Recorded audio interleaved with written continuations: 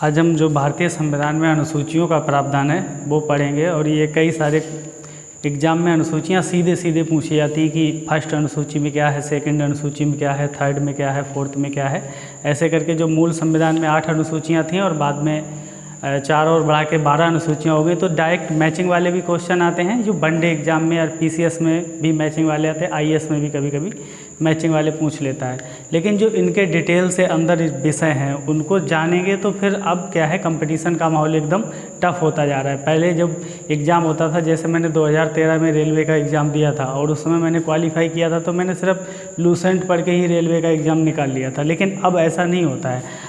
अभी क्या है कि जैसे मेरे साथ के जो आईएएस पीसीएस की तैयारी करने वाले लोग हैं, उनको भी सबको तो नौकरी मिल नहीं जाती भाई आईएएस पीसीएस में, तो वो भी रेलवे में डाल रहे हैं, तो उनकी नॉलेज और इधर की नॉलेज में फिर अंतर हो जाता है। तो आप ये समझ के ना पढ़ें कि नहीं हमें तो सिर्फ वनडे एग्ज़ाम का पढ़ना है और हम जो फैक्ट याद कर लेंगे, 4 लाइनें याद कर लेंगे, समझ के नहीं पढ़ेंगे तो उससे हमारा काम चल जाएगा। अभी कंपटीशन टफ होती जा रही है, ये ध्यान रख के तैयारी करो कि कंपटीशन में बैठता कौन है।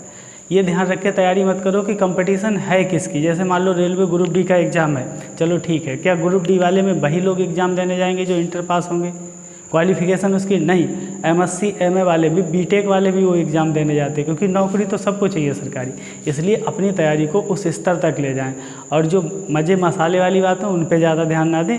ऐसी जगह स्टडी करें जहाँ से आपको एकदम टू द पॉइंट नॉलेज मिलती हो, जहाँ से आपके क्वेश्चन हल होते हों। लगातार टेस्ट सीरीज हल करते रहिए। कोई भी टेस्ट सीरीज उठा लीजिए कहीं से भी, अगर मेरे पढ़ाए हुए से क्वेश्चन ना मिले फिर देखिए आप। अगर आपको कोई ऐसा क्वेश्चन मिलता है, जैसे मैं आज अनुसूचियाँ पढ़ाऊँगा उसके बाद भी कोई क्वेश्चन मिलता है, तो कमेंट बॉक्स में कमेंट करें, मैं उसका आंसर दूँगा। ज़्यादातर क्वेश्चन यहाँ से आपको हो जाएंगे। और समझाने का जो मेरा तरीका, जैसे मैं डायग्राम से समझाऊंगा आपको अनुसूचियाँ, आप ये एक पॉइंट याद हो जाएगा, कब दिमाग में छप जाएगा वैसे। और आज से मैं पीडीएफ भी देने लगूंगा अपने टेलीग्राम चैनल पे। तो चाहे वनडे एग्ज़ाम की तैयारी हो, चाहे पीसीएस की हो, चाहे आईएएस, किसी की तैयारी हो, शुरुआत तो 0 से ही होती है, लेकिन जाना आपको उस लेवल तक पड़ेगा जिस लेवल की डिमांड करते हैं एग्जाम। अभी बहुत सारे लोकल लेवल पे पहले भी मैं पढ़ाता था बच्चों को, तो अभी जो नए बच्चे हैं जो 2 साल 3 साल से बोल रहे हैं कि हमारी वनडे एग्ज़ाम में नौकरी नहीं लग रही है, पेपर बहुत टफ आने लगा है। हाँ, पेपर तो टफ आएगा ही भाई, पेपर टफ आएगा क्योंकि कंपटीशन बढ़ रही है, नहीं तो मेरिट ऊपर जाएगी। पहले जहाँ मेरिट 60-100 में 60-70 नंबर पे चली जाती है, 80-80 85-85 नंबर पे पहुँचा देते हैं लोग। तो ये क्या है, हमें अपना तरीका बदलना होगा, हमें चीज़ों को समझना होगा, एग्ज़ाम को समझना होगा, हमें उन चीज़ों से दूर रहना होगा जो हमारा ध्यान भटकाती हैं, हमें सीधे पॉइंट पे आना होगा और तैयारी करना होगा। तो आज हम देखते हैं अनुसूचियाँ। देखिए मेरा अनुसूचियाँ पढ़ाने का क्या तरीका और कैसे करके इसे आप तैयार कर सकते हो। एक ही वीडियो में, जहाँ तक है एक वीडियो में कवर कर लेंगे। अगर बड़ा हुआ वीडियो, चूँकि पढ़ाऊँगा तो मैं डिटेल से, अगर वीडियो बड़ा हुआ तो फिर दूसरे वीडियो में जाएंगे, नहीं तो इसी में कवर करने की कोशिश करेंगे। तो पहली बात तो ये है कि संविधान में इतने सारे अनुच्छेद हैं, ठीक है, 1 से लेकर 395 तक तो वो है, बाकी उनके भाग बना बना के लगभग 470 से ज़्यादा अनुच्छेद कर दिए। अब बढ़ते ही जा रहे हैं, तो फिर जब अनुच्छेदों में ये सारे प्रावधान हैं अनुसूचियों वाले, फिर हमें अनुसूचियों में डालने की ज़रूरत क्या है कि भाई अलग से अनुसूची मिलाने की क्या चुल्लू पड़ी थी, क्यों अनुसूची मिलाए? तो अनुसूची इसलिए मिलाएगी संविधान में ताकि हमें जो रोज़ रोज़ ऐसे चीज़ें होती हैं जिनमें लगातार संविधान संशोधन करने की ज़रूरत पड़ती रहती है या संशोधन करने की ज़रूरत पड़ती रहती है, तो हमें रोज़ संशोधन करने की ज़रूरत ना पड़े और हम अनुसूचियों में पड़े हुए विषयों से अपना काम चलाएं। तो जैसे यहाँ पे हमने प्रथम अनुसूची में जो राज्य है, राज्य की सीमा है, तो आप सोचिए कितना डायमेंशन होता है कि कोई राज्य डिमांड करने लगता है कि हमारा विभाजन कीजिए या हम इससे अलग होंगे दूसरी जगह। तो ऐसे अनुसूचियों में परिवर्तन करते रहेंगे तो हमारा संविधान के अनुच्छेद बढ़ाने की ज़रूरत नहीं होगी। तो ऐसे प्रावधान जो बहुत परिवर्तनशील हैं उनको अनुसूचियों में रखा है। तो इसका एक लाइन में आंसर यही है कि ऐसे प्रावधान जो बहुत परिवर्तनशील हैं, जिनमें जल्दी जल्दी परिवर्तन करना पड़ता है, तो उनको हमने अनुसूचियों में रखा है। तो हम देख लेते हैं कि अनुसूची क्या है। तो प्रथम अनुसूची पढ़ेंगे हम।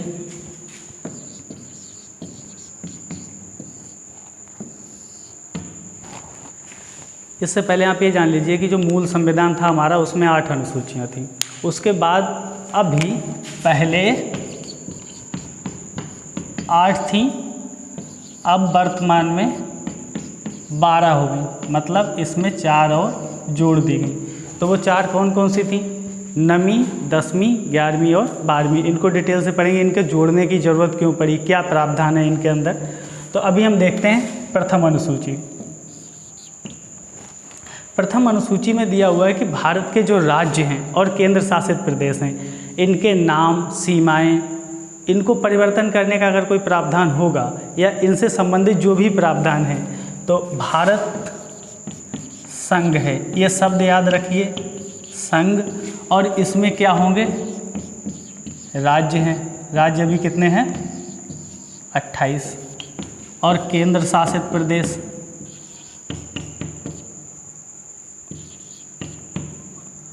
ये कितने हैं, 8। आगे डिटेल से बताएंगे।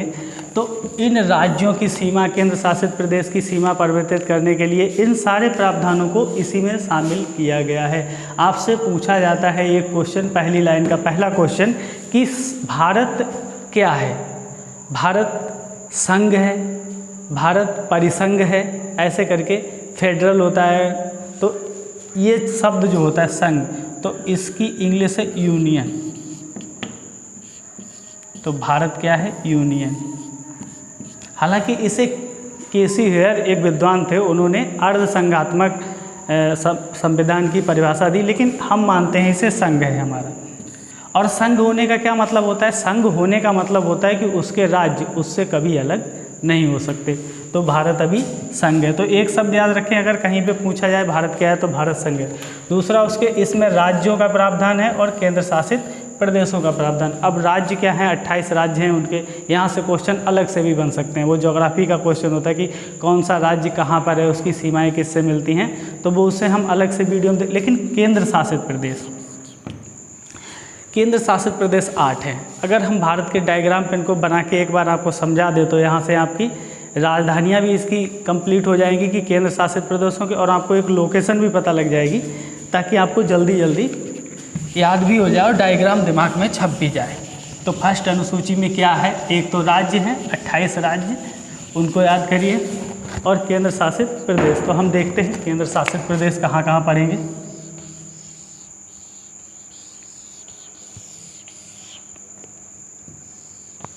ये हो गया हमारे भारत का मैप। ये है लद्दाख, ये है जम्मू एंड कश्मीर, यहाँ पर पड़ जाएगा आपका चंडीगढ़, यहाँ पर पड़ जाएगा दिल्ली, यहाँ पर दिल्ली, यहाँ पर पड़ जाएगा एक दीव, सॉरी यहाँ पर, हाँ दीव, और यहाँ पर पड़ेगा एक दमन, और यहाँ पर पड़ेगा दादरा नगर हवेली, यहाँ पर पड़ेगा लक्षद्वीप। लक्षद्वीप में अभी थोड़ा विवाद चल रहा है, चर्चा में है। और यहाँ पड़ेगा अंडमान निकोबार द्वीप समूह। पुदुचेरी कहाँ कहाँ पड़ेगी, पुदुचेरी एएनएम जो ज़िला है इसका, ये आंध्रा में पड़ेगा।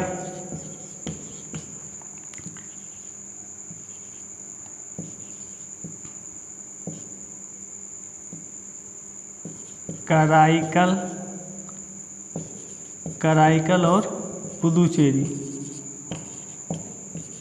ये इसके दोनों ज़िले तमिलनाडु में पड़ते हैं। तो यहाँ TN लिख लीजिए, तमिलनाडु। और इसका एक ज़िला पड़ता है माहे, जो पड़ता है केरल में। अब ये हमारे केंद्र शासित प्रदेश हो गए 8, 1 2 3 4, और इनको मिला के दमन-दीव पहले अलग था, फिर बाद में दादरा नगर हवेली था। अब इनको दोनों को मिला दिया गया। कब मिलाया गया है, 26 जनवरी 2020, मतलब पिछली साल 26 जनवरी को दमन और दीव को मिला के, दादरा नगर हवेली को मिला के एक कर दिया।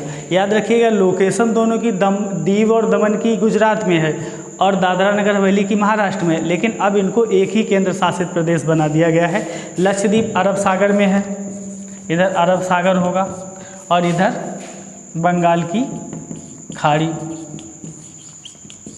बंगाल की खाड़ी। अब इनकी ज्योग्राफिकल लोकेशन, अब इनकी राजधानियाँ कैसे याद करोगे? देखो लद्दाख की राजधानी लेह, लेह क्या है? शीत मरुस्थल है। सबसे कम बारिश कहाँ से होती है? लेह में। ये भी क्वेश्चन आएगा। तो इसकी राजधानी लेह हो गई, इसकी राजधानी लेह हो गई। चंडीगढ़ की राजधानी चंडीगढ़ है, दिल्ली की राजधानी दिल्ली है, याद करने की जरूरत नहीं। जम्मू कश्मीर की राजधानी जम्मू। यहाँ पे देखिए दीव दमन दादरा नगर हवेली, इसकी राजधानी दमन में है, ठीक है। ये पूछी भी जा सकती है क्योंकि अभी जल्दी इसका गठन हुआ है, तो इसकी राजधानी है दमन, ठीक है। लक्षद्वीप की राजधानी कावारत्ती और अंडमान निकोबार की राजधानी पोर्ट ब्लेयर और पुदुचेरी की राजधानी पुदुचेरी में। समझ गए? तो लेह जम्मू कश्मीर और ये इनकी राजधानी दमन और ये कावारत्ती और ये पोर्ट ब्लेयर। तो हमने केंद्र शासित प्रदेश देख लिए, उनकी राजधानियाँ देख ली। ऐसे ही हमें राज्य तैयार करने हैं और राज्यों की राजधानियाँ तैयार करनी हैं। और राज्यों की जब राजधानियाँ तैयार हो जाएं और फिर बाद में केंद्र शासित प्रदेश की राजधानियाँ मैंने आपको तैयार करवा ली। इसके बाद में आपको देखना क्या, इसके बाद में जब भी आप एग्ज़ाम देने जाओ उस समय आपको दो काम करने, एक तो तत्काल में जो करंट में राज्यपाल हों चर्चा में वो देखने हैं और उसके मुख्यमंत्री जहाँ चुना हुआ है वो देखने हैं। उसके बाद यहाँ से बाहर क्वेश्चन पहली अनुसूची से नहीं जाएगा। तो ज्योग्राफी के साथ मिला के पढ़ोगे पॉलिटी तो तैयार भी रहेगा और दिमाग में भी रहेगा। जब मैं इसको बना दिया करूँ तो एक बार स्क्रीनशॉट ले लिया करो ताकि आपके मोबाइल में रहे। या तो ये पहली अनुसूची हो गई। यहाँ से एक ज़बरदस्त क्वेश्चन बनता है और वो मैं आपसे पूछता हूँ कि अगर भारत के किसी राज्य की सीमा में परिवर्तन किया जाए या भारत के किसी राज्य के दो हिस्से किए जाएं, मतलब एक राज्य से दो राज्य बनाए जाएं, जैसे उत्तर प्रदेश से उत्तराखंड बनाया गया, छत्तीसगढ़ बिहार से झारखंड बनाया गया, मध्य प्रदेश से छत्तीसगढ़ बनाया गया, आंध्र प्रदेश से तेलंगाना बनाया गया। तो अगर ऐसे हम राज्य बनाएंगे तो किस अनुसूची में संशोधन करना अनिवार्य हो जाएगा? तो पहली अनुसूची। क्यों? जब भी किसी राज्य की सीमा परिवर्तित होगी या राज्य का भाग काट के दूसरा राज्य बनाया जाएगा तो पहली अनुसूची में संविधान संशोधन करना अनिवार्य हो जाएगा। अब पहली अनुसूची हो गई। अब हम देखते हैं दूसरी अनुसूची। पहली अनुसूची याद करने का तरीका है कि सबसे पहले आता है हमारा देश, तो उसके क्षेत्र या राष्ट्र क्षेत्र, मतलब हम अपने राष्ट्र को सबसे ऊपर रखते हैं, इसीलिए पहले अनुसूची में रखा। दूसरी अनुसूची में पैसे को भी तो देखा है, बगैर पैसे कुछ होता है? गाना भी आया था थोड़े दिन पहले क्या, बहुत दिन पहले आया था, पैसा पैसा वाला। फिलहाल पैसे पे बहुत सारे गाने बनते भी रहते हैं। तो पैसे की बात ज़रूर होनी चाहिए, पैसे की बात होनी चाहिए। सबको पता है कि दूसरी अनुसूची में क्या है? वेतन भत्ते और पेंशन किसकी? राज्य व्यवस्था के अधिकारियों की। ये बात सबको पता है। ज़्यादातर लोग जो कहीं भी तैयारी करते होंगे उन सबको पता होगा कि दूसरी अनुसूची में क्या है, कि वेतन भत्ते पेंशन। वनडे एग्जाम में मैचिंग के लिए क्वेश्चन आएगा, लेकिन वेतन भत्ते पेंशन किसके कहाँ से? अब सिर्फ दो डायग्राम बताऊंगा, उन दोनों डायग्राम से आप कभी नहीं भूलोगे कि किसके वेतन भत्ते इस पे हैं। तो वो डायग्राम देखिए। हम हमेशा आपको राज्यसभा और विधानसभा का डायग्राम, जैसे कि हम संसद का डायग्राम हमेशा ऐसे बनाते हैं, ठीक है। और अब इधर हम बना देते हैं विधानमंडल, मतलब ये किसी राज्य का विधानमंडल है, इसे मान लेते हैं संसद। संसद में ऊपर सबसे क्या होता है? राष्ट्रपति महोदय। कभी संसद में जाओगे तो सबसे ऊपर राष्ट्रपति महोदय। फिर यहाँ होती है राज्यसभा, ये मान लीजिए राज्यसभा है ऊपर वाला, जिसे हम RS लिखते हैं, उसकी फुल फॉर्म होती है राज्यसभा। और ये है लोकसभा, जिसे हम LS लिखते हैं लोकसभा, चूँकि यहाँ थोड़े में काम चलाना पड़ता है। और ये हो गया विधानमंडल। विधानमंडल में शीर्ष पे कौन होता है? राज्यपाल। जैसे किसी राज्य में, जैसे उत्तर प्रदेश में शीर्ष पर कौन होगा? राज्यपाल।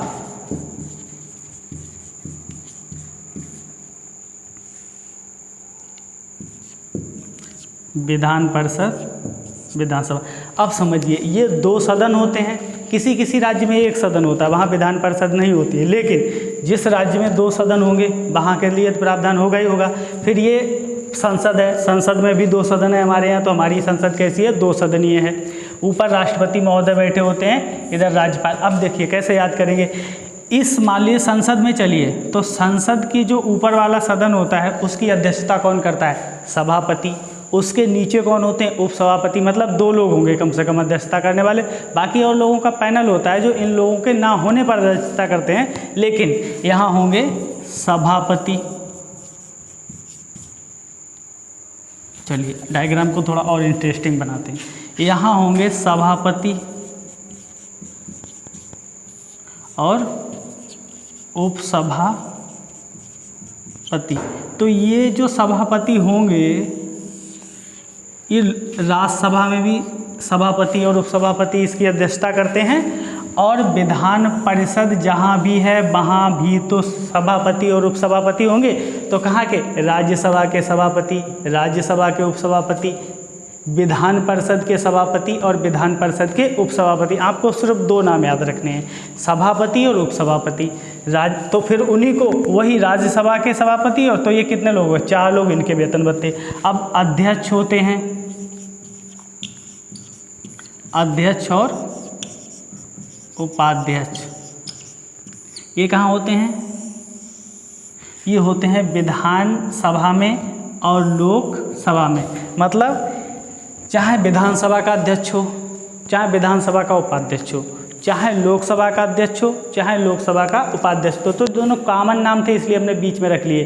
तो 2 और 2 4 और 1 5 1 6 लोग ये हो गए जिनको वेतन भत्ते, जिनके वेतन भत्ते दूसरी अनुसूची पर पड़े हुए। इस डायग्राम से याद रखो, वरना लिखाने के लिए कैसे लिखाया जाता है कि पहली अनुसूची में राज्यसभा के सभापति उपसभापति के, लोकसभा के अध्यक्ष और उपाध्यक्ष तथा विधानसभा के सभापति और उपसभापति तथा विधान परिषद के अध्यक्ष और विधानसभा के अध्यक्ष और उपाध्यक्ष, विधान परिषद के सभापति उपसभापति का वेतन और भत्ते इन पर लगे हुए होते हैं।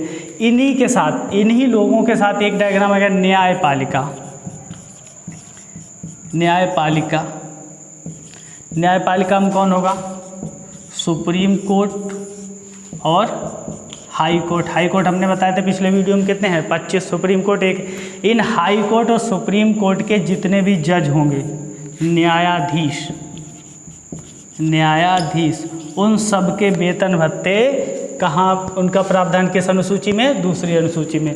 तो न्यायपालिका के न्यायाधीश कहाँ के, सुप्रीम कोर्ट के और हाई कोर्ट के। एक व्यक्ति को और जोड़ लो, कैग, जिसको बोलते हैं controller auditor general of India, या इसको हिंदी में बोलते हैं भारत का महालेखा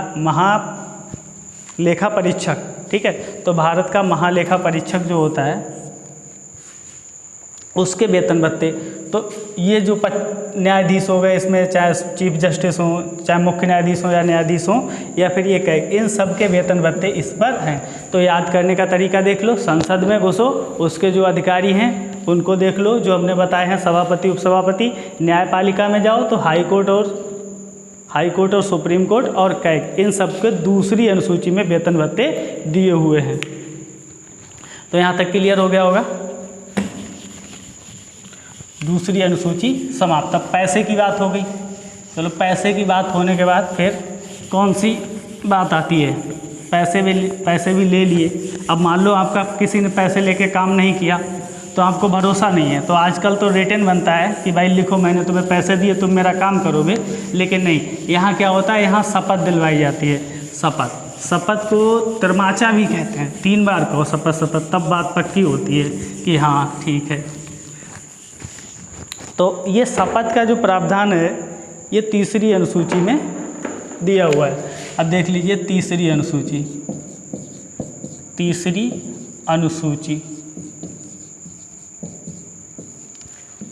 इसमें क्या है, शपथ। ये प्रतिज्ञा से ही बना है, प्रतिज्ञा लेते हैं कुछ लोग, शपथ लेते हैं। मिथुन की फिल्म भी थी शपथ, तो वहाँ से। तो ये तिरमाचा भी कहते हैं। तो इससे याद रखेंगे तिरमाचा 3 बार लिया जाता है, तो तीसरी अनुसूची में क्या है, शपथ है और तिरमाचा। किन किन लोगों का, इसे भी हम पुराने वाले ही डायग्राम से देखते हैं कि किन किन लोगों को शपथ लेनी है, तो इससे लेंगे। तो उसके लिए भी एक डायग्राम देख लीजिए। अच्छा, पिछले वाले में जो हमने डायग्राम बनाया था उसमें हमने अधिकारियों की बात की थी। इसमें शपथ कौन कौन लेगा, देखिए राष्ट्रपति की शपथ यहाँ नहीं होती है, यहाँ राष्ट्रपति होते हैं। राष्ट्रपति की शपथ का प्रावधान अलग से है और वो किस अनुच्छेद में है वो ध्यान रखें। राज्यपाल की भी अलग से है। तो 2 बात ध्यान रखिए कि ना तो राज्यपाल की शपथ का प्रावधान तीसरी अनुसूची में है और ना ही राष्ट्रपति की शपथ का प्रावधान तीसरी अनुसूची में है। फिर बचा कौन, बचे भाई इसके सदस्य। सदस्य मतलब जो चुन के जाते हैं, जैसे यहाँ के लिए हम जो चुनते हैं विधानसभा में, जो राज्यसभा में जो चुन के जाते हैं, लोकसभा में जो लोग चुन के जाते हैं, ऐसे ही विधान परिषद में जो लोग चुन के जाते हैं और फिर विधान सभा में जो लोग चुन के जाते हैं। अब देख लीजिए यहाँ जितने भी सदस्यों को MP MLA, ठीक है, दिल्ली में जाएगा चुन के तो वो MP होगा, और अगर किसी राज्य के विधानमंडल में जाएगा तो वो MLA होगा। तो MP और MLA की शपथ का प्रावधान किस में है, ये तीसरी अनुसूची में है। लेकिन राष्ट्रपति की शपथ का प्रावधान नहीं है और राज्यपाल की शपथ का प्रावधान इस अनुसूची में नहीं है, उनके लिए अलग से अनुच्छेद में प्रावधान किया गया है। अब देखिए इस डायग्राम से एकदम स्पष्ट समझ में आता है, वैसे रट्टा मारते फिरो कि कहाँ विधानसभा कहाँ विधानमंडल कहीं। देखिए मैं भी पढ़ाते समय कभी कभी विधानसभा का विधान परिषद और विधान परिषद का विधानमंडल हो जाता है, तो आपसे भी हो सकता है। तो ऐसे डायग्राम से याद रखिए कि इनके जो सदस्यों की शपथ का प्रावधान है वो तीसरी अनुसूची में। फिर भाई यहाँ पे मंत्री परिषद का गठन किया जाएगा, मान लो यहाँ भी मंत्री परिषद होगी। मंत्री परिषद में कौन होंगे, मंत्री होंगे। यहाँ भी मंत्री परिषद होगी और मंत्री परिषद में मंत्री होंगे। तो मंत्री, जो भी मंत्री होते हैं उनकी शपथ का भी प्रावधान इसी अनुसूची में, मतलब तीसरी अनुसूची में, सदस्यों की शपथ, मंत्रियों की शपथ, इसका प्रावधान इसमें है। लेकिन राष्ट्रपति की शपथ और राज्यपाल की शपथ का प्रावधान नहीं है। अच्छा, एक मैं क्वेश्चन पूछ रहा हूँ आपसे, ऐसे इंटरेस्टिंग है कि प्रधानमंत्री किस अनुच्छेद के तहत शपथ लेता है या किस अनुसूची के तहत शपथ लेता है, सोचो। देखो प्रधानमंत्री कोई अलग से नहीं होता, प्रधानमंत्री पद की शपथ लेते हैं, ऐसे बहुत सारे समाचारों में आता रहता है कि उन्होंने प्रधानमंत्री पद की शपथ ली। प्रधानमंत्री दरअसल वो मंत्री के रूप में ही शपथ लेता है। यहाँ से क्वेश्चन गलत भी होता है, कई बार एग्जामिनर पूछता भी है, क्योंकि टीवी मीडिया वाले वो अपना अलग हिसाब से कर देते हैं। तो प्रधानमंत्री भी होता है, वो भी एक मंत्री ही होता है, वो मंत्रियों में प्रधान होता है, लेकिन वो एक मंत्री के रूप में ही शपथ लेता है। इसलिए प्रधानमंत्री की शपथ का भी प्रावधान यहीं पे है, जो कि अलग से प्रधानमंत्री पद की शपथ नहीं ली जाती, मंत्री पद की शपथ ली जाती है। वही आगे बन जाते हैं। अब इसमें फिर वही दो, एक तो न्यायपालिका, न्यायपालिका, इसमें कौन होगा, सुप्रीम कोर्ट और हाई कोर्ट। जो लोअर जुडिशरी होती है, जिला जज, उनकी शपथ का प्रावधान इसमें नहीं होता। तो इनके जो न्यायाधीश होते हैं, जो न्यायाधीश होते हैं, सुप्रीम कोर्ट के न्यायाधीश और हाई कोर्ट के न्यायाधीश की शपथ का प्रावधान भी इसी अनुसूची में है। तो ये हमने तीसरी अनुसूची का देख लिया। और जो हमने अभी एक और अधिकारी बताया था, कैग, इस कैग की भी शपथ का प्रावधान तो यहाँ याद रखिए। देखिए वहाँ वेतन भत्ते भी न्यायाधीशों के हैं दूसरी अनुसूची में, और कैग के भी वेतन भत्तों का वहाँ प्रावधान है, लेकिन यहाँ शपथ का भी प्रावधान है, न्यायाधीशों की शपथ और इनकी शपथ का प्रावधान इसमें है। मंत्रियों और सदस्यों की शपथ का प्रावधान, बट राष्ट्रपति और राज्यपाल की शपथ का प्रावधान नहीं है। तो अब तीसरी अनुसूची पूरी तरीके से आप समझ गए होंगे। यहाँ से कोई क्वेश्चन बनेगा, अगर डिटेल में भी पूछेगा तब भी आप बता दोगे, चाहो तो एक स्क्रीनशॉट ले लो या समझ जाओ। अच्छा, कुछ लोगों को हो सकता है मेरे पढ़ाने का ये जो तरीका है, डायग्राम बना के ये सब, देखिए जो डायग्राम होते हैं वो दिमाग में बने रहते हैं। अगर आप उन्हें 2-3 बार देख लोगे, वीडियो देखने के बाद अगर डायग्राम को ही 2-3 बार देख लोगे तो वो हमेशा दिमाग में छप जाएगा, और जब आप उसका फ़ायदा आपको एग्ज़ाम में मिलेगा।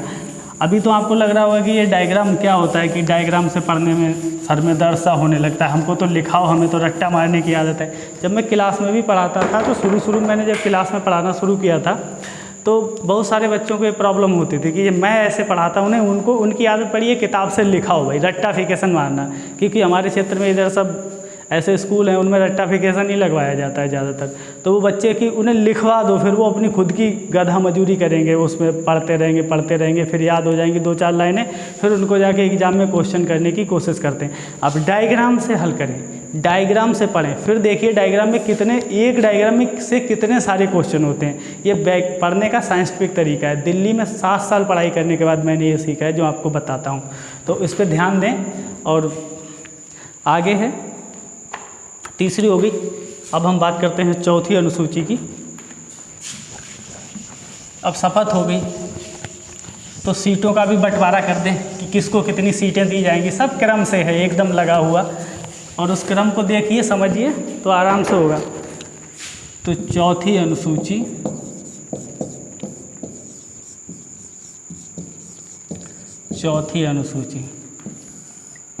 इसमें किसकी सीटें हैं। तो देखिए जो मैं डायग्राम बनाता हूँ संसद का, ऊपर राष्ट्रपति, इधर राज्यसभा और इधर लोकसभा। तो इसमें राज्यसभा की सीटों का प्रावधान है कि जो राज्य हैं, राज्य और केंद्र शासित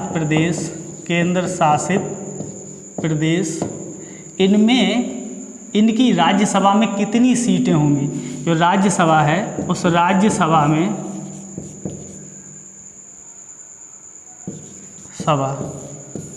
राज्यसभा को राज्यसभा भी कह सकते हो। राज्यसभा में कितने, तो 4 शब्द होते हैं, तो चौथी अनुसूची में हो गया।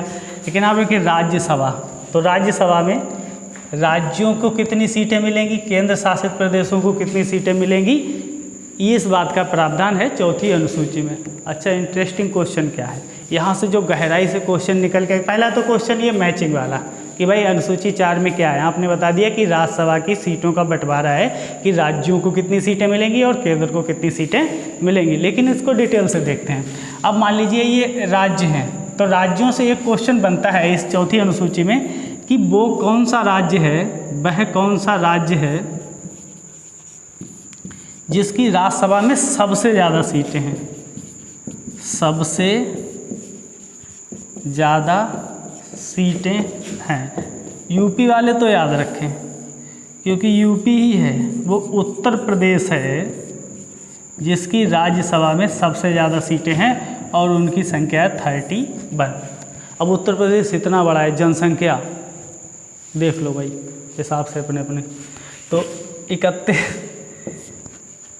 31 सीटें हैं हमारी राज्यसभा में उत्तर प्रदेश की। तो एक तो ये क्वेश्चन पूछा जाता है कि सबसे ज़्यादा सीटें किसकी हैं, तो राज्यसभा उत्तर प्रदेश की, याद रखिएगा। दूसरा ये होता है कि केंद्र शासित प्रदेशों में पहले ये प्रावधान था कि सिर्फ 2 केंद्र शासित प्रदेश ऐसे हैं जिनकी राज्यसभा में सीटें हैं। पहला दिल्ली, दूसरा पुदुचेरी। अभी हमने डायग्राम में पढ़ाया। अब देखिए डायग्राम हमने आपको बनवा दिया एक बार। अब डायग्राम जैसे ही मैंने नाम लिया होगा दिल्ली का, आपके दिमाग में वही डायग्राम आया होगा और वहाँ दिल्ली बनी हुई थी, वही एक बार मैप बना होगा। और मैंने नाम लिया पुदुचेरी का, तो वही 4 जिले आपको याद आए होंगे। मैप पढ़ने का ये तरीका है कि आपके दिमाग में वो बार बार आता रहता है। अब जब भी मैं पुदुचेरी और दिल्ली बोलूँगा या किसी भी केंद्र शासित प्रदेश का नाम बोलूँगा, वही मैप आपके दिमाग में आएगा। तो पहले क्या था, यहाँ में जो परिवर्तन हुआ है उसको हम देख लें।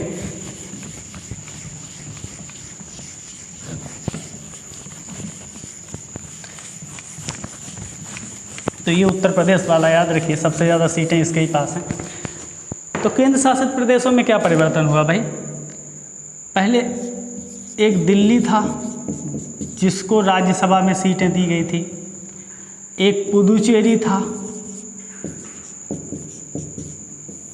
जिसको राज्यसभा में सीटें दी गई थी, दिल्ली को 3 सीटें दी गई थी और पुदुचेरी को 1 सीट दी गई थी। फिर ऐसा क्या हुआ कि यहाँ से एग्जामिनर क्वेश्चन बनाएगा और आप उसको सोचें। देखिए पहले जम्मू कश्मीर एक राज्य हुआ करता था, उसके बाद उसको केंद्र शासित प्रदेश बनाया। अब मान लीजिए ये है, इसको केंद्र शासित प्रदेश बना दिया जम्मू कश्मीर को। इसके पास जब ये राज्य था तो 4 सीटें थी राज्यसभा की। अभी भी जम्मू कश्मीर के पास राज्यसभा की 4 सीटें हैं। अब सोचो, अब पहले 2 ऐसे केंद्र शासित प्रदेश थे जिनके पास राज्यसभा की सीटें थी, अब 3 केंद्र शासित प्रदेश ऐसे हैं जिनके पास राज्यसभा की सीटें हैं। तो टोटल कितनी सीटें केंद्र शासित प्रदेशों के पास हैं? कुल 3 1 4 4 8, तो 8 सीटें केंद्र शासित प्रदेश के पास है। अब जब राज्यसभा की सीटों की बात की है तो राज्यसभा की सीटें देख भी लो कुल कितनी सीटें हैं। तो मान लीजिए राज्यसभा है, ऊपर वाला सदन, जैसे मैं डायग्राम में बनाता हूँ ये, तो ये ऊपर वाला सदन है राज्यसभा। अच्छा, अब राज्यसभा का गठन किस अनुच्छेद के तहत होता है? अनुच्छेद भी देख लो, जब पढ़ो तो कॉम्प्रिहेंसिव पढ़ो, पूरी तैयारी एक बार, बार बार पढ़ना ही ना पड़े। राज्यसभा में वर्तमान में कितनी सीटें हैं और राज्यसभा में कितनी सीटें कुल हो सकती हैं? अधिकतम कितनी हो सकती हैं? तो वर्तमान में है 245, अधिकतम कितनी हो सकती हैं? 250। आपको पता होगा कि राज्यसभा में 12 सदस्य मनोनीत किए जाते हैं, वो भी अनुच्छेद 80 के तहत ही मनोनीत किए जाते हैं, और उनका मनोनयन कौन करता है? राष्ट्रपति महोदय करते हैं। तो 12 सदस्य वो निकाल दो। तो अगर हम इससे कहें कि मनोनीत सदस्य कितने होते हैं? मनोनीत वो होते हैं जिनका चुनाव नहीं होता, इन्हें सीधे राष्ट्रपति अपने आप बिठा देते हैं। तो मनोनीत हो गए 12।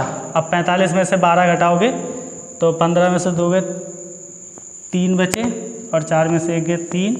अब 233 बची। 233 किन की होंगी? कुछ राज्यों की होंगी, कुछ केंद्र शासित प्रदेशों की होंगी। तो केंद्र, अब इनको बांट दो 233 को, 233 में राज्य को कितनी मिलेगी और केंद्र शासित प्रदेशों को कितनी मिलेंगी? अब 8 तो हो गई ये, अब 233 में से 8 निकाल दीजिए तो कितने बचे? 25, 225। एक बार इस डायग्राम को ध्यान से समझें। वर्तमान में राज्यसभा में 245 सीटें हैं, 12 सीटों पर मनोनयन होता है, और मनोनयन सिर्फ राज्यसभा में होता है। पहले एंग्लो इंडियन का लोकसभा में होता था, लेकिन अभी ये ख़त्म कर दिया गया, तो एंग्लो इंडियन का प्रावधान नहीं है लोकसभा में, अब यही होता है। तो देख लीजिए भाई, 245, 12 ये ख़त्म कर दी। ये अधिकतम हो सकती है, लेकिन अभी नहीं, अधिकतम इतनी हो सकती हैं। तो 12 ये घटा दी, अब कितनी बची? 233। बांट लो भाई, राज्य बोले 225 हमें मिल गई, और केंद्र शासित प्रदेश बोले 8 हमको मिल गई। पहले सिर्फ 4 थी केंद्र शासित प्रदेशों के पास, अब कितनी हो गई हैं? 8। अच्छा, मैं बार बार केंद्र शासित प्रदेश कहता हूँ, इनको संघ शासित प्रदेश भी कहा जाता है, और इंग्लिश में यूनियन टेरिटरी मतलब यूटी भी कहा जाता है। तो ये केंद्र शासित प्रदेश होते क्या हैं? देखिए, केंद्र शासित प्रदेश वह छोटे राज्य होते हैं, या वह छोटे कोई 3-4 जिलों को मिला के जैसे एक बना दिया गया, जिसपे केंद्र का शासन होता है। ठीक है, केंद्र के अंडर में आते हैं, केंद्र उनकी व्यवस्था देखता है अपने उपराज्यपाल की मदद से। वहाँ उपराज्यपाल की नियुक्ति की जाती है, कहीं कहीं उसे गवर्नर या मतलब उप गवर्नर या और कई भी नाम दिए जाते हैं, तो उनके आधार पर वो वहाँ प्रशासन देखता है। तो मंत्रिपरिषद होती है, जैसे ये तीनों ऐसे भी हैं जिनके पास विधानसभा है। यहाँ से एक खूब कठिन क्वेश्चन बनाऊँ आपके लिए IAS लेवल का, देखिए कैसे बनता है। दिल्ली के पास विधानसभा है, मतलब विधानसभा है, ठीक है। पुदुचेरी के पास विधानसभा है, क्योंकि पुदुचेरी में अभी आपको दिल्ली में अरविंद केजरीवाल की सरकार है, और जो वहाँ के उप गवर्नर हैं उनके भी चलती रहती है। और पुदुचेरी है, वहाँ थोड़े दिन पहले आप किरण बेदी वहाँ की थी उपराज्यपाल, और वहाँ के जो और वो विधानसभा थी उसके बीच में चलती रहती थी। जम्मू कश्मीर में भी विधानसभा है, जब जम्मू कश्मीर को केंद्र शासित प्रदेश बनाया गया था तब इसको भी विधानसभा में डाला गया। तो ये 3 ही वो केंद्र शासित प्रदेश हैं जिनके पास विधानसभा है। बाकी अंडमान निकोबार, लक्षद्वीप, दादरा नगर हवेली, चंडीगढ़, इनके पास विधानसभा नहीं है। ठीक है, तो इनके पास क्या है? विधानसभाएँ भी हैं, विधानसभाएँ हैं। और आपको पता होगा कि राज्यसभा में राज्यों की तरफ से जो सदस्य जाते हैं, जैसे उत्तर प्रदेश के 31 सदस्य हैं राज्यसभा के, तो इन राज्यसभा के सदस्यों का चुनाव कौन करता है भाई? कौन चुनाव करता है? हम वोट डालने जाते हैं, आप वोट डालने जाते हैं? नहीं, जो हमने विधानसभा के सदस्य चुने, मतलब जो नीचे वाले सदन के सदस्य हैं उत्तर प्रदेश में, यह है विधानसभा और यह है विधान परिषद। तो ये विधानसभा के सदस्य ही नीचे वाले सदन के सदस्य ही राज्यसभा के लिए सदस्यों का चुनाव करते हैं। जब हम डायरेक्ट किसी को चुनाव में मत नहीं देते हैं तो वो अप्रत्यक्ष चुनाव बोला जाता है। मतलब राज्यसभा के सदस्यों का चुनाव कैसे होता है? अप्रत्यक्ष। जैसे कल किसी ने कमेंट करके बताया था कि राष्ट्रपति का चुनाव अप्रत्यक्ष होता है, बिल्कुल सही, एकदम अप्रत्यक्ष होता है, क्योंकि उसमें हम वोट नहीं डालते, हमारे द्वारा चुने हुए लोग वोट डालते हैं। तो राज्यसभा में भी ये होगा। तो राज्यसभा की सीटें हो गई। यहाँ से 1-2 क्वेश्चन आपको किसी भी वनडे एग्जाम या बड़े एग्जाम में मिल सकता है, लेकिन इसके बाद इससे क्वेश्चन नहीं बनेगा। ये पूरी डिटेल जान लीजिए आप। 5वीं अनुसूची में क्या आता है?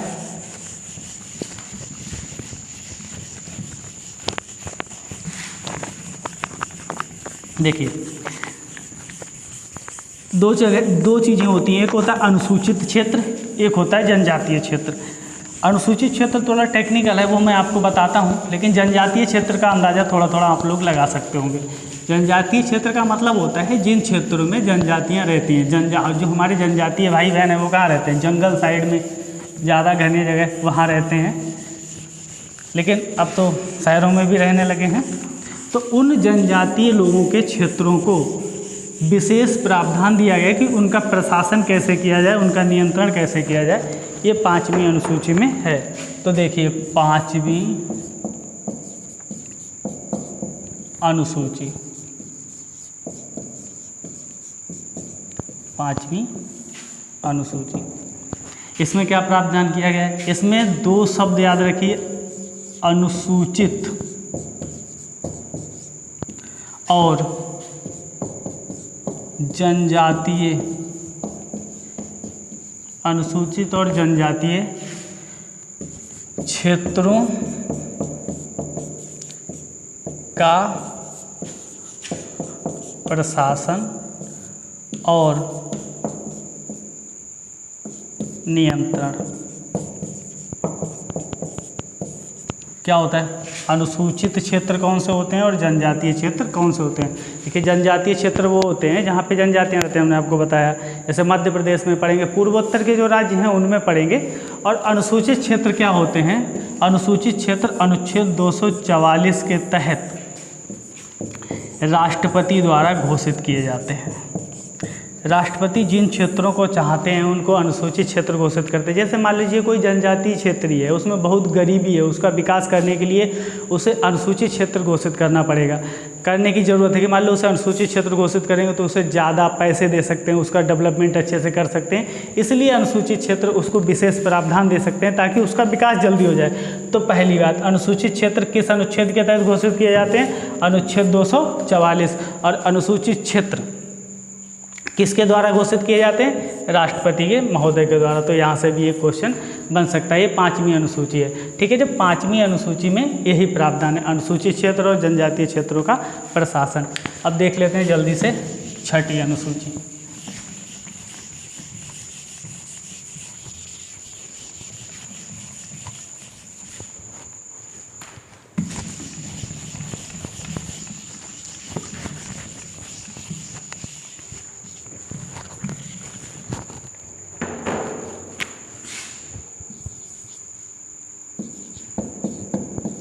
देखिए, 6ठी अनुसूची में भी जनजातीय क्षेत्रों के लिए ही प्रावधान है, लेकिन इसमें 4 राज्य ऐसे हैं जो पूर्वोत्तर के हैं, उनके लिए प्रावधान है। तो ऐसी क्या ज़रूरत पड़ गई? जैसे 5वीं अनुसूची थी ना, पहले से संविधान में बनाई जोड़ी ही है, उसमें जनजातीय क्षेत्र है, लेकिन फिर उन 4 राज्यों के जनजातीय क्षेत्रों के लिए अलग अनुसूची बनाने की ज़रूरत क्यों पड़ गई? ये क्वेश्चन आपसे कभी इंटरव्यू में पूछा जा सकता है। चूँकि उन राज्यों की जो जनजातियों की विशेषताएं हैं, उनका जो कल्चर है, उनका जो रहन सहन है, वो जो इधर के क्षेत्र के जनजाति हैं, जो पठारी क्षेत्र के जनजाति लोग हैं, उनसे एकदम अलग है, मतलब उनसे मेल नहीं खाता। तो जब मेल नहीं खाता तो आपस में एक जैसे प्रावधान बनाने की ज़रूरत क्या है? उनको अलग से प्रावधान दे देंगे। इतनी अनुसूचियाँ हैं तो एक और बढ़ जाएगी, तो क्या दिक्कत है? तो उनके लिए अलग से, तो वो 4 राज्य हैं। देखिए, ये 4 राज्य आप सूत्र बना बना के रटते रहिए, अलग बात है। मेरे पढ़ाने का मैं ऐसे बताता हूँ आपको। एक बार नक्शा देखिए, यहाँ पे अरुणाचल प्रदेश, नागालैंड, मणिपुर, मिजोरम, और ये पड़ेगा त्रिपुरा, और ये पड़ेगा मेघालय, और बचा हुआ ये असम, इधर बंगाल का। तो असम, अरुणाचल प्रदेश, नागालैंड, ये डायग्राम देख लीजिए, राजधानी याद करने में आपको फायदा होगा। मणिपुर, मिजोरम, त्रिपुरा और मेघालय, ये 7 राज्य हैं। इन 7 राज्यों को 7 सिस्टर्स कहा जाता है, 7 बहनें कहा जाता है। तो ये 7 राज्य 1 2 3 4 5 6 7। अब देखिए अलग अलग प्रावधान किसके लिए है। अब छठी अनुसूची किन के लिए है, तो छठी अनुसूची असम के लिए है, मेघालय के लिए है, त्रिपुरा के लिए है और मिजोरम के लिए। अब देखिए इधर वालों के लिए है, उधर वाले 3 वालों से कहा तुम हटो जाओ, तुम उधर वाले हो उधर रहो, हम इधर वाले 3 वालों को जोड़ देते हैं और यहाँ पर असम, मेघालय, त्रिपुरा, मिजोरम। और फिर बाद में आप लोग सूत्र बनाते रहते हो कि ATM, ऐसे करके ATM, फिर एक हम और जोड़ लिया। ठीक है, वहाँ ध्यान नहीं रहा और मणिपुर ध्यान आ गया। तो उत्तर प्रदेश PCS ने एक क्वेश्चन पूछा था कि छठी अनुसूची में कौन सा राज्य नहीं है, और उसमें मणिपुर दिया था। तो मणिपुर नहीं है, ठीक है, लेकिन कभी कभी ध्यान नहीं रहता कि मणिपुर है या मिजोरम है। लेकिन डायग्राम में देखा होगा, डायग्राम आपको याद है कि मतलब इधर वाले हैं, असम ये आ जा इधर, मेघालय तू भी आ जा भाई, मिजोरम आ जा, और त्रिपुरा तू भी आ। तो इधर वाले हैं असम, मेघालय, त्रिपुरा, मिजोरम, ऐसे करके याद कर लोगे तो कभी नहीं भूलोगे। तो इनके लिए भी क्या है, इन 4 राज्यों के अनुसूचित क्षेत्रों के लिए प्रावधान है क्या, इनके प्रशासन का प्रावधान। भाई 4 राज्यों का प्रशासन कैसे होगा, कैसे हम बेहतर कर सकते हैं प्रशासन और नियंत्रण। तो इनके लिए कई सारी छूटें दी गई हैं, तो आगे इनको डिटेल से पढ़ते हैं, लेकिन अभी के लिए ये छठी अनुसूची यहीं पर। अब देखिए 7वीं अनुसूची। 7वीं अनुसूची में क्या है,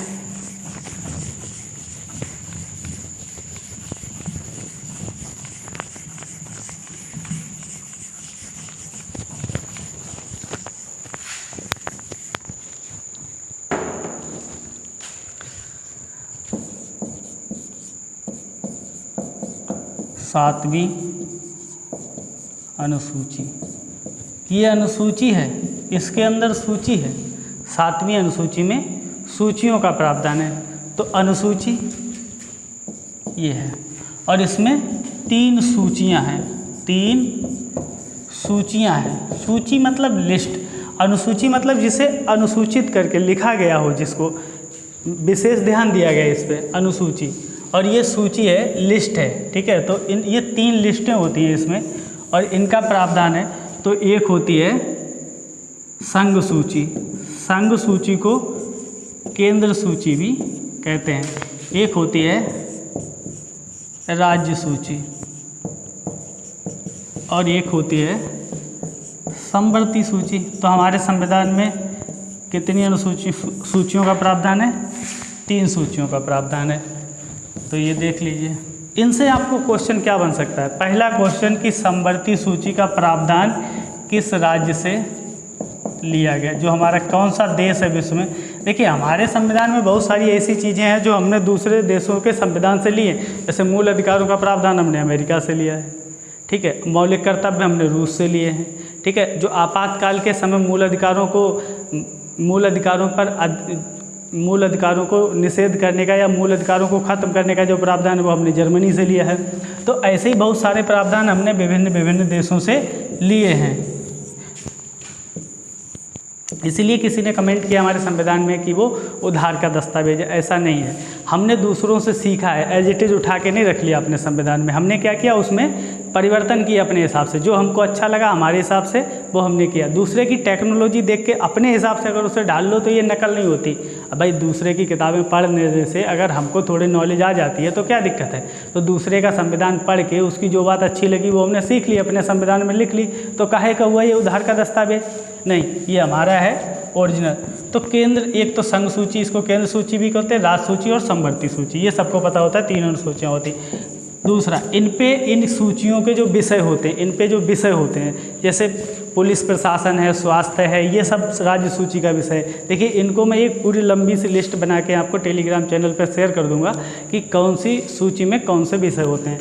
लेकिन इस पर कानून कौन बनाता है, तो इस पर केंद्र कानून बनाता है। केंद्र बोले तो संसद, संसद में जो लोग बैठे होते हैं वो कानून बनाते हैं। इस पे कौन बनाता है, राज्य विधानमंडल, जिस राज्य का विधानमंडल होगा। जैसे हमारे उत्तर प्रदेश का विधानमंडल है तो हमारे जो राज्य के जो कानून होंगे वो कौन बनाएगा, राज्य विधानमंडल। यहाँ क्या होता है, समवर्ती सूची पे केंद्र और राज्य दोनों कानून, केंद्र और राज्य दोनों कानून बना सकते हैं। ठीक है, इसको एक एग्जांपल से समझिए। जैसे केंद्र कौन है, बाप, ये बाप है, देखो बाप आया, ठीक है, ये बाप है। मान लो राज्य क्या है, बेटा है, ये बाप बेटा, ठीक है। तो कुछ ऐसे कानून होंगे आपके घर में जो आपके पिताजी ने, कानून क्या है, नियम है जिनसे हमारा घर चलता है। ऐसे ही हमने पूरे देश को चलाने के लिए कानून बना रखे, वही तो संविधान है। संविधान कोई अलग थोड़ी है, संविधान देश चलाने के लिए कानून है। तो कुछ कानून ऐसे होंगे आपके घर में जो आपके पिताजी ने बनाए होंगे। जैसे शाम 7 बजे के बाद कोई घर से बाहर नहीं जाएगा, ये कानून यही बना सकते हैं पिताजी। इन्होंने कानून बनाया और सब पे लागू कर दिया। कुछ बेटा भी अपने कानून बना सकता है, जैसे कि अपन अपना मोबाइल ना किसी को नहीं दिखाएंगे, ठीक है, हम अपना मोबाइल सिर्फ अपने पास रखें, ये हमारी प्राइवेसी है, निजता है भाई, दूसरा कैसे उंगली कर सकता है इसमें। तो ये बेटे का कानून हो गया। दूसरा कानून बाप और बेटा दोनों बना सकते हैं, जैसे कि हमारी जो मोटरसाइकिल है या जो भी हमारे से साधन है, ये किसी को भी दे, एक कानून है कि जो मोटरसाइकिल है वो बेटा भी किसी को मांगने से दे सकता है और बाप भी किसी को मांगने से दे सकता है। अब सिचुएशन आ गई है कि बाप जा रहे थे रास्ते, बाप से मतलब केंद्र से किसी ने कहा, रास्ते बाप से कहा कि यार मोटरसाइकिल दे दो, बाप ने उससे हाँ कर दी कि ठीक है मोटरसाइकिल दे देंगे। बेटे के भी दोस्त ने कहा कि भाई यार मोटरसाइकिल दे दे, उसने भी कहा ठीक है ले लेना। अब दोनों आगे घर पे मांगने के लिए, तो बताओ किसको मोटरसाइकिल दी जाएगी, जिसको बेटा ने कहा उसको या जिसको बाप ने कहा उसको? अरे भाई बाप होता है, ठीक है, तो इसीलिए बोलते हैं देखो बाप आया। तो जो ये केंद्र है, केंद्र बाप है। तो कानून अगर समवर्ती सूची पे दोनों ने कानून बनाया है उसी विषय पर, सेम विषय पर कानून राज्य ने भी बनाया, मतलब बेटे ने भी और केंद्र और बाप ने भी, तो कानून भाई बाप का माना जाएगा, मतलब केंद्र का माना जाएगा, राज्य का नहीं। और बाप कभी कभी क्या करता है भाई, बेटे के कानून भी बना सकता है। जैसे बेटा बोलता है कि ठीक है भाई मैं मोबाइल नहीं दिखाता अपना, बाप ने 2 मारे पीछे से, बोले कैसे नहीं दिखाएगा, चल दिखा। तो फिर कब कब ऐसे प्रावधान बनते हैं, कौन कौन से ऐसी सिचुएशन आती हैं संविधान में जहां राज्य सूची के विषय पर केंद्र कानून बना सकता है। तो ये इंटरेस्टिंग है, इसको आप स्क्रीनशॉट लेना चाहो ले लो, बाद में मिटा के मैं ये समझाऊंगा आपको कि राज्य सूची के वो कौन कौन से विषय हैं जिन पर केंद्र कानून बना सकता है।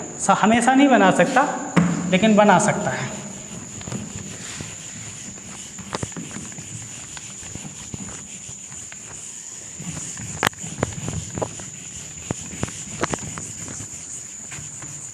अब बेटे के कानून बाप कब बना सकता है, जब बेटा बिगड़ने लगे तो बाप फिर कानून बनाएगा ही, सूतेगा फिर।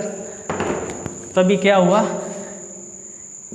कि राज्य सूची पर वैसे तो कानून बनाने का अधिकार राज्य का है, लेकिन वो कौन सी परिस्थितियां हैं, कौन सी परिस्थितियां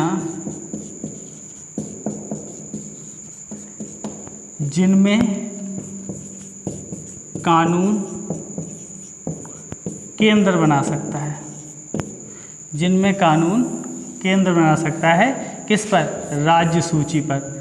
तो पहली परिस्थिति, जैसे 2 या 2 से अधिक राज्य या 2 या 2 से अधिक बेटे, जैसे घर में मान लो 2 बेटे हैं, मोबाइल एक है, तो बाप से कहा जाए कि ये कानून बना दीजिए, दोनों राज्य हैं तो दोनों का अधिकार राज्य मोबाइल पे, लेकिन कहे कि 5 घंटे मैं चलाऊंगा 5 घंटे ये चलाएगा, या दिन में मैं चलाऊंगा रात में ये चलाएगा।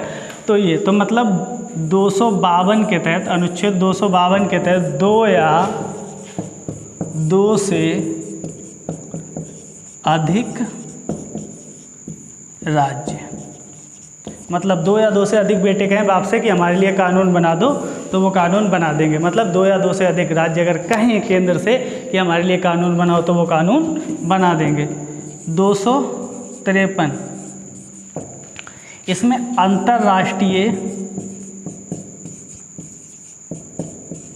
अंतर्राष्ट्रीय संधि और समझौते लागू करने के लिए राज्य सूची पर भी कानून कौन बना सकता है? केंद्र। जैसे अंतर्राष्ट्रीय संबंध क्या होते हैं?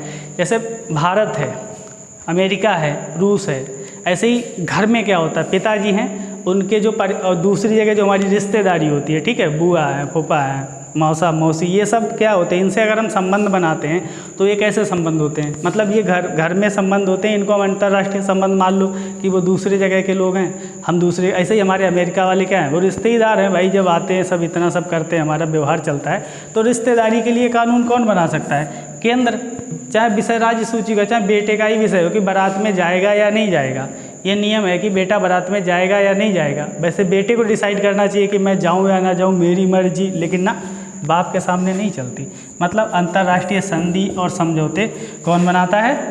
इसके लिए राज्य सूची के भी विषय पर कानून कौन बना सकता है? केंद्र। जैसे मैं आपको एक एग्जांपल देता हूँ, जो भूमि होती है, जो जगह होती है, वो राज्य सूची का विषय है, ठीक है। अब मान लीजिए जो हमने कल पढ़ा था बेरूवाड़ी का केस। बेरूवाड़ी के केस में यही था कि जो पश्चिम बंगाल है उसकी कुछ भूमि थी और वो बांग्लादेश के क्षेत्र में पड़ता, उसको भूमि देने की बात थी कि भूमि देना। वैसे तो वो राज्य का विषय है कि अपनी भूमि दे या ना दे, लेकिन यहाँ पर केंद्र ने कानून बनाया और भूमि बांग्लादेश को दी। अगला 249 स्पेशल प्रोविजन। 249 में क्या है? राज्य सूची। इसे अलग से भी पढ़ाएंगे। राज्यसभा संसद से ये कहे, राज्यसभा एक प्रस्ताव पारित करे और संसद से कहे कि राज्य सूची के विषय पर कानून बना दो, तो कानून बना सकता है। आपातकाल के समय हमने पिछले 3-4 वीडियो में आपको समझाया कि अगर देश में आपातकाल लागू है तो केंद्र राज्य सूची के विषय पर कानून बना सकता है। अब आप 7वीं अनुसूची को पूरी तरीके से पढ़ लिए हैं। एक एक क्वेश्चन मैंने आपको यहाँ डिस्कस कर दिया है। इसके बाद यहाँ से क्वेश्चन पैदा होने का सवाल ही नहीं उठता।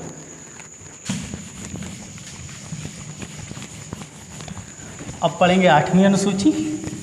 8वीं अनुसूची में बस याद करने का तरीका है, भाषाओं का प्रावधान है कि कौन कौन सी जो हमारी भाषाएं हैं, स्थानीय भाषाओं को हमने शामिल किया है उनको संरक्षण देने के लिए, ताकि उनको संरक्षण दिया जा सके।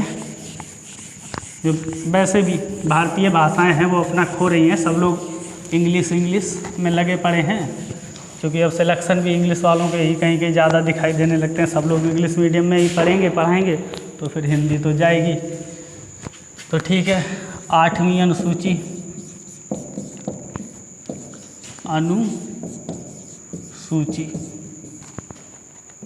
वैसे 2 लोग हो सकते हैं, एक अनु एक सूची, नहीं ऐसा नहीं, एक साथ ही पढ़ो, अनुसूची। तो 8वीं अनुसूची में क्या है?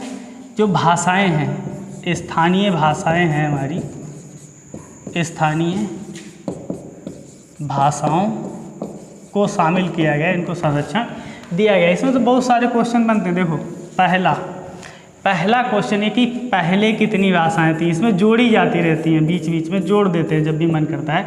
तो पहले कितनी भाषाएं थी? तो पहले थी 14। अब कितनी हो गई हैं?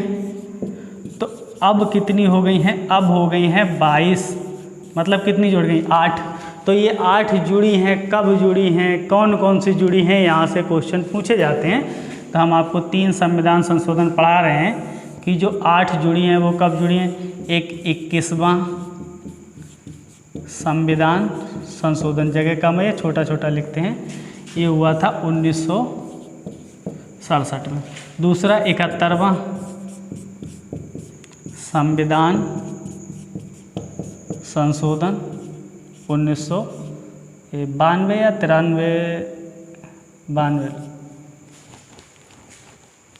92 में हुआ था।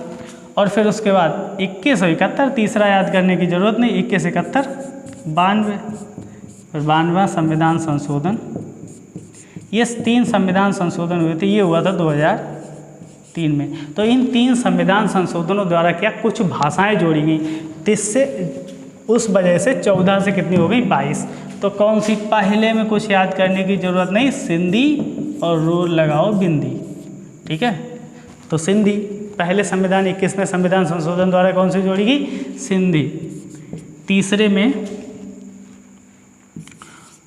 कोंकणी, कोंकणी कहाँ बोली जाती है? गोवा साइड में। कोंकणी, मणिपुरी, मणिपुरी कहाँ बोली जाएगी? मणिपुरी में, मणिपुर में, मणिपुरी, मणिपुर हमने बताया था यहाँ पर मिजोरम से ऊपर और नागालैंड से नीचे, यह है मणिपुर। और मणिपुर में ही काबुल लामजाओ नेशनल पार्क है, जो तैरता हुआ पार्क है विश्व का। यहीं पर लोकटक झील है, पढ़ाऊंगा आपको ज्योग्राफी में भी। मणिपुरी और नेपाली, देखिए नेपाली भी जोड़ी गई क्योंकि बहुत सारे नेपाली भाई बहन भी हमारे यहाँ रहते हैं, तो नेपाली भी है। फिर 4 भाषाएं जोड़ी हैं, ठीक है। इन 4 भाषाओं में मैथिली जो बिहार में है,